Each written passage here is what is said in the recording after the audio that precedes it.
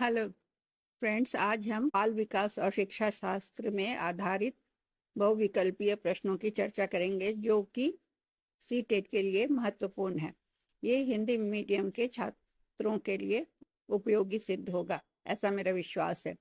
पहला प्रश्न है, बाल केंद्रित शिक्षा का मुख्य उद्देश्य है ए पाठ्यक्रम पूरा करना, बी शिक्षक के प्रदर्शन पर ध्यान देना, सी बच्चे की क्षमता का विकास करना, डी अनुशासन बनाए रखना। उत्तर है सी, बच्चे की क्षमता का विकास करना। बाल केंद्रित शिक्षा बच्चे की रुचि, रचनात्मकता और संपूर्ण विकास पर केंद्रित होती है। खेल या गतिविधि आधारित शिक्षण, जहां बच्चे प्रयोग करके अवधारणाएं सीखते हैं। प्रश्न संख्या 2, पियाजे के अनुसार ठोस क्रियात्मक अवस्था की आयु होती है 0 सी 2 सी 7 सी। उत्तर है सी, 7 से 11 वर्ष। इस अवस्था में बच्चा ठोस वस्तुओं से जुड़ी तार्किक सोच को विकसित करता है, पर अमूर्त विचारों में कठिनाई होती है। इसे हम एक उदाहरण से समझते हैं कि बच्चा समझता है कि 5 होता है और 8 होता है, लेकिन कैसे होता है ये समझने में उसे दिक्कत होती है। तीसरा है, वाइगोत्स्की के अनुसार अधिगम होता है नजदीकी विकास क्षेत्र में, जिसको कि हम ZPD या जोन ऑफ प्रॉक्सिमल डेवलपमेंट भी कहते हैं। बी सुदृढ़ीकरण क्षेत्र में, सी स्मृति क्षेत्र में, डी संवेदना विकास क्षेत्र में। उत्तर है ए, ZPD जोन या नजदीकी विकास क्षेत्र में। यह वह अंतर है जो बच्चा स्वयं कर सकता है और जो मार्गदर्शन से कर सकता है। शिक्षक गणित का प्रश्न चरण दर चरण सिखाते हुए बच्चे की मदद करता है। चौथा है, धीमे शिक्षार्थी या स्लो लर्नर की विशेषता है ए उच्च IQ लेकिन कम प्रेरणा, बी अवधारणाएं समझने में अधिक समय लगना, सी पूरी तरह रचनात्मकता का अभाव, डी सीखने में असमर्थ होना। उत्तर है बी, अवधारणाएं समझने में अधिक समय लगाना। धीमी शिक्षार्थी या स्लो को सीखने के लिए अधिक समय और व्यक्तिगत सहायता की आवश्यकता होती है। उदाहरण है, अतिरिक्त अभ्यास शिक्षक करवाते हैं ताकि उनकी अवधारणाएं मजबूत हों। पांचवा है, कोलबर्ग का सिद्धांत संबंधित है ए संज्ञानात्मक विकास से, बी भावनात्मक विकास से, सी नैतिक विकास से, डी सामाजिक विकास से। उत्तर है सी, नैतिक विकास से। कोलबर्ग ने नैतिक तर्क के 3 चरण बताए हैं, पूर्व परंपरागत, परंपरागत और उत्तर परंपरागत। बच्चा सजा से बचने के लिए नियमों का पालन करता। क्वेश्चन नंबर 6, अधिगम में सुदृढ़ीकरण, जिसे री इन्फोर्समेंट कहते हैं, का अर्थ है ए दंड देना, बी कार्य को बार बार दोहराना, सी प्रतिक्रिया को मजबूत करना, डी त्रुटियों को नजरअंदाज करना। उत्तर है सी, प्रतिक्रिया को मजबूत करना। सुदृढ़ीकरण वह प्रक्रिया है जिससे वांछित व्यवहार को दोहराया जाता है। छात्र की प्रशंसा करना जब वह गृह कार्य पूरा करता है, यह सुदृढ़ीकरण है। क्वेश्चन नंबर 7, समावेशी शिक्षा का उद्देश्य है ए विकलांग बच्चों के लिए अलग विद्यालय, बी सभी शिक्षार्थियों को समान अवसर देना, सी शिक्षार्थियों को अलग अलग करना, डी प्रतिस्पर्धा बढ़ाना। उत्तर है बी, सभी शिक्षार्थियों को समान अवसर देना। समावेशी शिक्षा में सभी बच्चे, चाहे वे किसी भी पृष्ठभूमि या क्षमता के हों, साथ साथ सीखते हैं। उदाहरण, कक्षा में विशेष आवश्यकता वाले और सामान्य छात्र एक साथ अध्ययन करते हैं। क्वेश्चन नंबर 8, निम्न में से कौन सा विकास का सिद्धांत नहीं है? ए विकास आजीवन चलता है, बी विकास क्रमबद्ध होता है, सी सभी बच्चे समान दर से विकसित होते हैं, डी विकास वंशानुक्रम और पर्यावरण दोनों से प्रभावित होता है। उत्तर है सी, सभी बच्चे समान दर से विकसित होते हैं। यह सही नहीं है क्योंकि प्रत्येक बच्चा अपनी गति से विकसित होता है। उदाहरण के लिए, कोई बच्चा जल्दी बोलना शुरू करता है तो कोई देर से। क्वेश्चन नंबर 9, स्कैफोल्डिंग शब्द जुड़ा है किससे?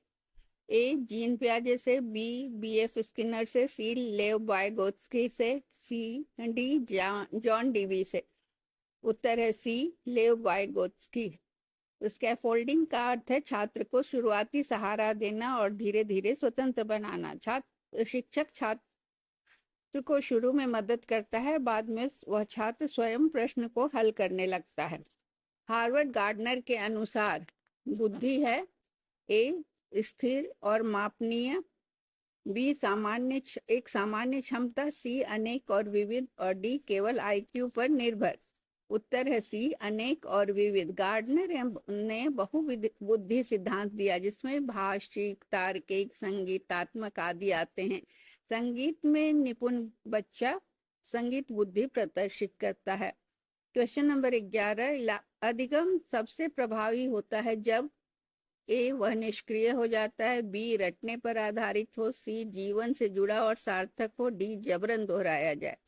उत्तर है सी, जीवन से जुड़ा और सार्थक हो। जब सीखना वास्तविक जीवन के अनुभवों से जुड़ा होता है तब वह टिकाऊ होता है। जैसे मैथ्स का भिन्न या फ्रैक्शन सिखाते समय पिज्जा के कटिंग का उदाहरण देना। पिज्जा को जिस तरह से हम ट्रायंगल में काट के बांटते हैं उसके उदाहरण से भिन्न को समझाना।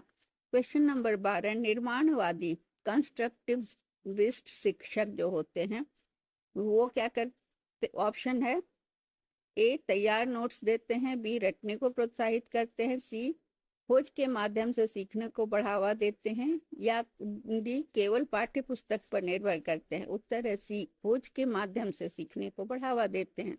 निर्माणवाद में छात्र अनुभव के माध्यम से स्वयं ज्ञान निर्मित करता है। जैसे उदाहरण से हम समझ सकते हैं कि छात्र प्रयोग करके उछालने का सिद्धांत सीखते हैं। क्वेश्चन नंबर 13, प्रेरणा का सर्वोत्तम वर्णन है बच्चे को जबरन पढ़ाना, बी लक्ष्य प्राप्ति की आंतरिक शक्ति, सी गलती पर दंड देना, डी पाठ को बार बार दोहराना। उत्तर है बी, लक्ष्य प्राप्ति की आंतरिक शक्ति। प्रेरणा जो है सीखने के लिए ऊर्जा और दिशा प्रदान करती है। बच्चा क्या करता है? प्रशंसा पाने के लिए मेहनत करता है। क्वेश्चन नंबर 14, बच्चा घर में नई भाषा सीख रहा है, यह क्या है? ए ऑपरेंट कंडीशनिंग, बी सामाजिक अधिगम, सी शास्त्रीय अनुबंधन, डी प्रयास और त्रुटि। उत्तर है बी सामाजिक अधिगम। भाषा अधिगम अनुकरण और अवलोकन से होता है। बच्चा माता पिता के बोलने के तरीके से नकल करता है। क्वेश्चन नंबर 15, अधिगम के लिए मूल्यांकन, असेसमेंट फॉर लर्निंग का अर्थ है अंतिम मूल्यांकन, बी है प्रारूपिक मूल्यांकन या फॉर्मेटिव मूल्यांकन या इवैल्यूएशन, सी विद्यार्थियों की रैंकिंग, डी प्रतिस्पर्धात्मक परीक्षा। उत्तर है बी प्रारूपिक मूल्यांकन। यह मूल्यांकन आगे की शिक्षण प्रक्रिया को दिशा देता है। यह हमेशा चलता रहता है। शिक्षक क्विज लेकर छात्रों की समझ की जांच करता है या फिर वीकली टेस्ट लेकर उनकी पढ़ाई की समझ को जांच करता है और उन्हें वार्षिक परीक्षा के लिए तैयार करता है। क्वेश्चन नंबर 16, भावनात्मक विकास को बढ़ावा देता है। ए कठोर अनुशासन, बी पुरस्कार और दंड, सी मुक्त अभिव्यक्ति और भावनात्मक सहयोग, डी रटने की पद्धति। उत्तर है सी मुक्त अभिव्यक्ति और भावनात्मक सहयोग। जब बच्चे को अपनी भावनाएं व्यक्त करने का अवसर मिलता है तब वह भावनात्मक रूप से परिपक्व होता है। जैसे शिक्षक बच्चे की उदासी को समझकर सहयोग करता है। क्वेश्चन नंबर 17, ऑपरेंट कंडीशनिंग से जुड़ा मनोवैज्ञानिक का नाम बताएं। ए पैवलोव, बी बैंडुरा, सी स्किनर, डी थॉर्नडाइक। उत्तर है सी स्किनर। स्किनर ने बताया कि सुदृढ़ीकरण या रीइंफोर्समेंट से व्यवहार को नियंत्रित किया जा सकता है। उदाहरण है समय पर कार्य पूरा करने पर छात्र को इनाम देना। यह एक सुदृढ़ीकरण की प्रक्रिया है। क्वेश्चन नंबर 18, शिक्षक बच्चे की अच्छी लिखावट की प्रशंसा करता है, यह क्या है? ए दंड, बी नकारात्मक सुदृढ़ीकरण, सी सकारात्मक सुदृढ़ीकरण, डी लोप या एक्सटिंक्शन। उत्तर है सी सकारात्मक सुदृढ़ीकरण। अच्छा कार्य करने पर प्रशंसा या इनाम देने से वह व्यवहार दोहराया जाता है।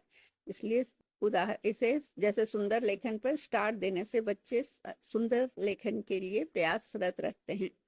क्वेश्चन नंबर 19, शिक्षार्थियों में व्यक्तिगत भिन्नताएं होती हैं।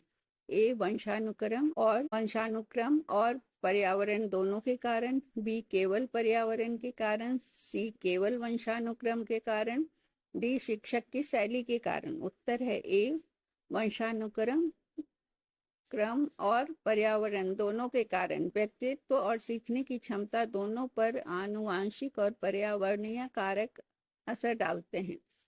किसी बच्चे की कलात्मक प्रतिभा वंशानुक्रम को शिक्षक का सहयोग, जिसे पर्यावरण के अंदर आता है, जो वह निखारता है। क्वेश्चन नंबर 20, एनसीएफ 2005 के अनुसार शिक्षक की भूमिका है: ए अधिकारपूर्ण, बी ज्ञान प्रसारक, सी मार्गदर्शक और सहायक, डी निष्क्रिय पर्यवेक्षक। उत्तर है सी मार्गदर्शक और सहायक। एनसीएफ 2005 में शिक्षक को शिक्षार्थी केंद्रित दृष्टिकोण अपनाने की सलाह दी गई है। तो शिक्षक ऐसी गतिविधियां कराता है जिससे छात्र स्वयं खोजें और चर्चा करें, और यह ज्ञान जो होता है वो प्रभावी होता है। धन्यवाद।